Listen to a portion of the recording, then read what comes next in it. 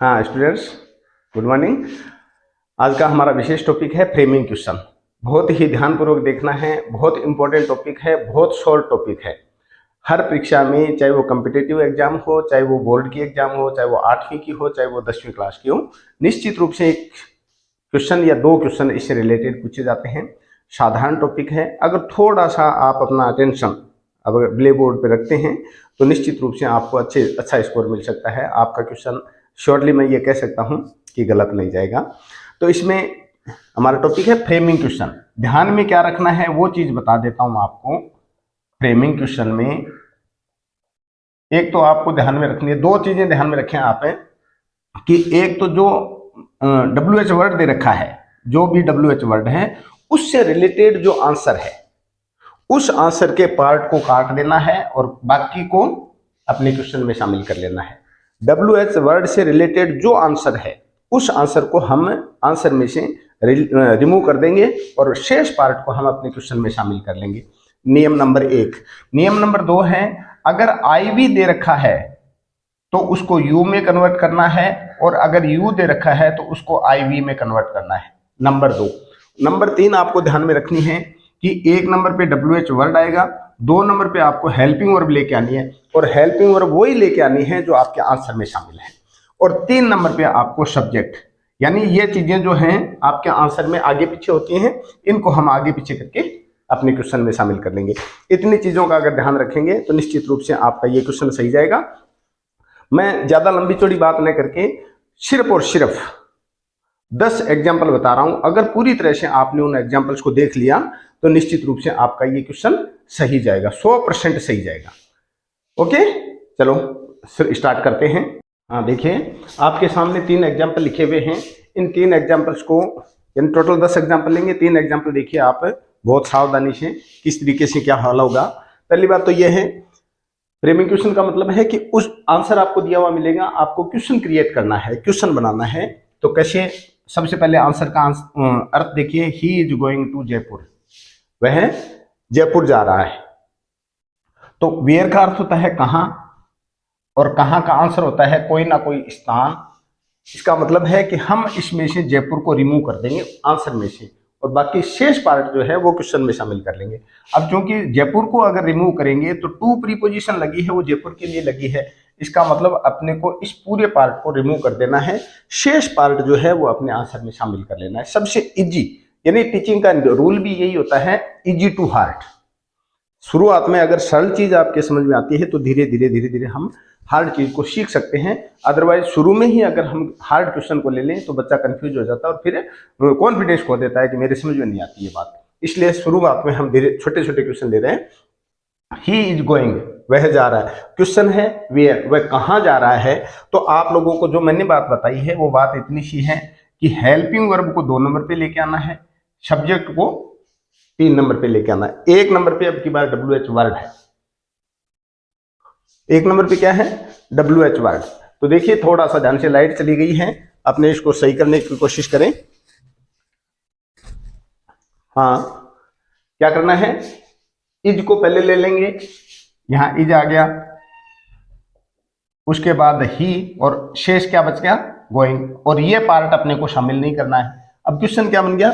Where is he going, वह कहां जा रहा है। Open the window please, open the window. Next question है व्हेन का मतलब होता है कब, समय के लिए है। तो आपके आंसर में से जो समय का पार्ट है, जो टाइम से रिलेटेड कोई शब्द दिया है, उस शब्द को रिमूव करना है। और टाइम का क्या है? देखिए, I shall come to your house tomorrow, मैं कल तुम्हारे घर आऊंगा। I shall come to your house tomorrow, मैं कल तुम्हारे घर आऊंगा। तो इसमें समय कहां दिया है? टुमारो, कल। इसको हम रिमूव कर देंगे। शेष पार्ट जो बचा है उस पार्ट को देखिए, पहले किसको लेके आए? शैल को, उसके बाद किसको लेके आए? आई को। ध्यान देना है, मैंने आपको बताया भी था शुरुआत में, बहुत शॉर्ट नेम के अकॉर्डिंग ये बताई थी आप लोगों को कि आई और वी को यू में कन्वर्ट करना है। और अगर क्वेश्चन में यू है तो उसको माई में, आई में, या योवर है तो उसको माई में कन्वर्ट करना है। तो यहां हम आई को किस में कन्वर्ट करेंगे? यू में, और शैल को विल में, क्योंकि आई के साथ शैल का प्रयोग होता है। यहाँ यू आ गया है तो यू के साथ हेल्पिंग वर्ब क्या आती है, विल, इसलिए हम यहाँ क्या लिखेंगे, व्हेन विल यू। शेष पार्ट जो है उसको शामिल कर दो आपके आंसर में। टू, अब यहाँ योर आ गया, योर पोसेसिव प्रोनाउन है, यू की सेकंड फॉर्म है, तो आप योर यहाँ है तो आई की सेकंड फॉर्म यहाँ लिखो, माई हाउस। क्वेश्चन का आंसर क्या बन गया, हिंदी ट्रांसलेशन क्या हो गया, when will you come to my house, आप मेरे घर कब आएंगे। तीसरा क्वेश्चन है, देखिए, वाई, वाई का अर्थ होता है क्यों, और क्यों का मतलब होता है कोई ना कोई रीजन दिया है आपके आंसर में, उस रीजन को रिमूव करना है। और रीजन क्या है, I went to Agra to see the Taj Mahal, I went to Agra to see the Taj Mahal, मैं ताजमहल देखने के लिए आगरा गया। ठीक है, तो इसमें वाई, वाई का मतलब क्यों, रीजन बताना है अपने को। तो यहाँ क्वेश्चन ये बनना है कि आप आगरा क्यों गए, तो यहाँ पर देखिए ताजमहल, सी, ताजमहल को देखने के लिए। अब चूंकि ये पूरा का पूरा रीजन है, इसलिए इस पूरे रीजन को हम अपने क्वेश्चन में शामिल नहीं करेंगे, इसको रिमूव कर देंगे पूरे। बाकी जो शेष पार्ट बचा है उसको शामिल कर लो। अब आपको क्या बताया है, आई यहां चला जाएगा। दूसरी बात, यहां पर अब की बार हेल्पिंग वर्ब नहीं है, सबसे बड़ी समस्या ये है हेल्पिंग वर्ब कहां से लेके आए, क्योंकि without helping verb we can not create a question. याद रखनी है ये बात, बिना हेल्पिंग वर्ब के क्वेश्चन क्रिएट नहीं होता। तो हम यहाँ पर देखिए वर्ब की सेकंड फॉर्म दे रखी है, और जहां कहीं भी वर्ब की सेकंड फॉर्म होती है समझ करके चलो कि उसमें दो शब्द होते हैं, एक तो होता है डिड और एक होती है उस वर्ब का की पहली फॉर्म। तो यहाँ पर वेंट शब्द बना है वो डिड और गो से बना है। क्लियर है बात, डिड और गो से। अब ये वेंट अपने काम नहीं आएगा, हम वेंट के स्थान पे डिड और गो लेके आएंगे। क्लियर ना बात है कि भाई वर्ब की सेकंड फॉर्म कैसे बनती है, उसके साथ डिड हेल्पिंग वर्ब जुड़ी हुई होती है। अब देखिए डिड को यहां ले आएंगे, दो नंबर चीज यहां आएगी ना, तो डिड यहां आ गया, और उसके बाद आई को हम यहां पर यू के रूप में भेज देंगे। आगे जो बचा है गो टू आगरा, ये लो, ये आपका क्वेश्चन बन गया।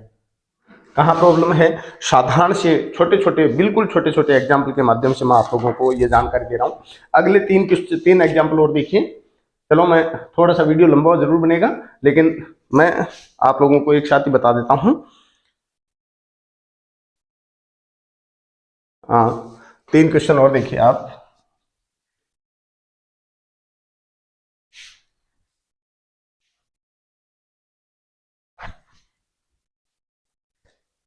क्वेश्चन है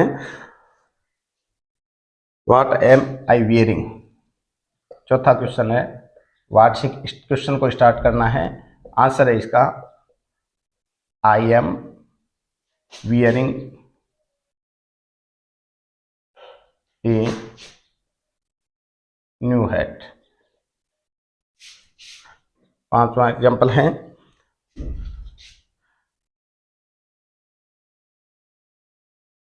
when does he play football। आंसर है he plays football and cricket in the evening। E capital लिखा गया, चलो कोई बात नहीं। छठा क्वेश्चन एक और ले लेते हैं अपने।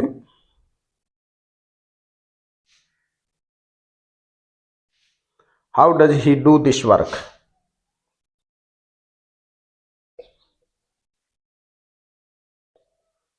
he does his work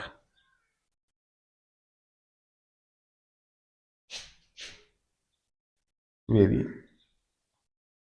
carefully. हाँ, 3 एग्जाम्पल हैं, देखिए ध्यान से। पहला क्वेश्चन है वाट से स्टार्ट करना है। लिखा है आई am wearing a new hat, मैंने एक नई टोपी पहन रखी है। वाट से क्वेश्चन शुरू करना है, इसका मतलब वाट का अर्थ होता है क्या, और क्या से रिलेटेड कोई भी आंसर होता है, इसका मतलब है कि कोई वस्तु को रिमूव करना है। तो यहाँ पर वस्तु क्या दे रखी है, हैट।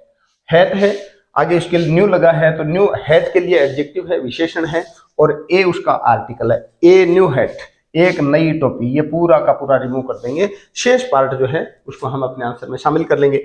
अब देखिए दो ही चीजें आगे पीछे करके लिखने की मैंने बात बताई है। m को हम यहाँ लिखेंगे, i को हम यहाँ लिखेंगे, but i is not use, we can not use i here because i is convert into u, तो यहाँ i का u बनेगा। i के साथ हेल्पिंग वर्ब m आती है, तो u के साथ हेल्पिंग वर्ब क्या आती है, r। आगे क्या बचा है, वियरिंग।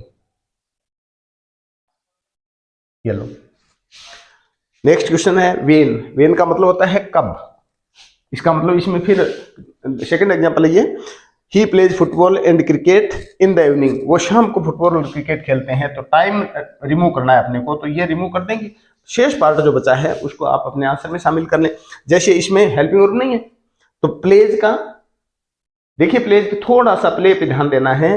प्ले के साथ एस जुड़ा हुआ है, और जिस वर्ब के साथ एस जुड़ा हुआ हो समझ लो कि उसमें दो शब्द हैं, एक तो है डज और एक है वर्ब की पहली फॉर्म। तो यहाँ दो शब्द हैं, डज और प्ले। आप क्या करेंगे, डज को पहले लिख देंगे, ये लो यहाँ लिख दिया डज, ही आ जाएगा, उसके बाद आगे क्या बचा है वो शेष पार्ट लगा दो, प्ले फुटबॉल एंड क्रिकेट। ये लो आगे हैं हाउ से। हाउ का मतलब होता है कैसे, और कैसे का मतलब है कि कोई ना कोई काम करने का तरीका पूछ रहा है। तो हाउ से रिलेटेड क्या आंसर हो सकता है, he does his work very carefully, वह अपना कार्य बहुत सावधानी से करता है।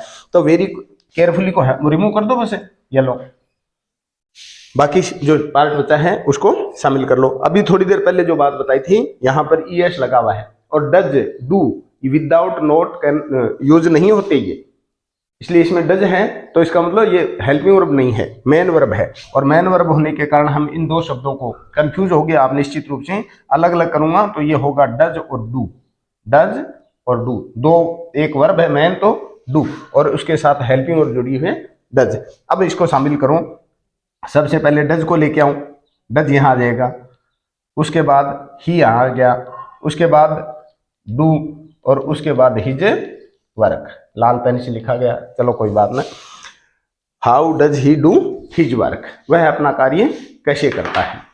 आगे चार एग्जाम्पल और देखिए आप, चलो वो लेते हैं। हाँ देखिए लास्ट के चार एग्जाम्पल और हैं, बहुत इंपॉर्टेंट एग्जाम्पल हैं।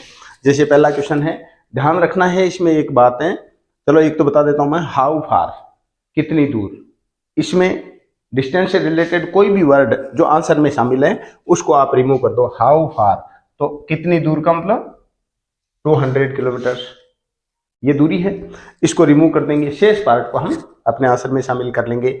दो चीजें बताइए आप लोगों को, पहले आपको हेल्पिंग वर्ब यूज करनी है, उसके बाद आपको सब्जेक्ट यूज करना है। How far is Jaipur away from Delhi, Jaipur Delhi से कितनी दूर है, लास्ट में क्वेश्चन मार्क। कोई दिक्कत नहीं है। आगे देखिए हाउ मच, हाउ मच का मतलब होता है कितना, मात्रा पूछी है सामने वाले ने, क्या पूछा है। तो एक बात जो मैंने बताना चाह रहा था आप लोगों को वो ये था कि हाउ मच से और हाउ मेनी से जो भी क्वेश्चन स्टार्ट होता है, उस हाउ मच के और हाउ मेनी के तुरंत बाद कोई ना कोई जिससे रिलेटेड क्वेश्चन है उस नाउन को पहले प्रयुक्त करना है, आप लोगों को पहले प्रयोग करना है। जैसे हाउ मच का मतलब मात्रा पूछी है, तो आप 5 kg तो हटा ही देंगे, मात्रा मतलब कितनी क्वांटिटी है, 5 kg को हम माइनस कर देंगे, रिमूव कर देंगे यहाँ से। अब शेष क्या बचा है, देखिए पहले बताया मैंने आप लोगों को कि हाउ मच से रिलेटेड जो भी नाउन है उस नाउन को हम इसके साथ शामिल करेंगे। तो हाउ मच शुगर, अब जो बचा है उसको आगे पीछे कर दो। अब वांट्स में क्या छुपा है, हेल्पिंग वर्ब नहीं है ना यहाँ पे, हेल्पिंग वर्ब अपने को ढूंढनी है, सर्च करनी है। तो वांट्स में डज छुपा हुआ है, इसलिए डज को हम पहले लेंगे, उसके बाद एक नंबर चीज शाम, और उसके बाद वांट। चलो एस नहीं लगेगा, एस का निकालने का मतलब है कि आपने डज ले लिया use. How much sugar does शाम वांट, शाम कितनी शुगर चाहता है, कितनी चीनी चाहता है शाम।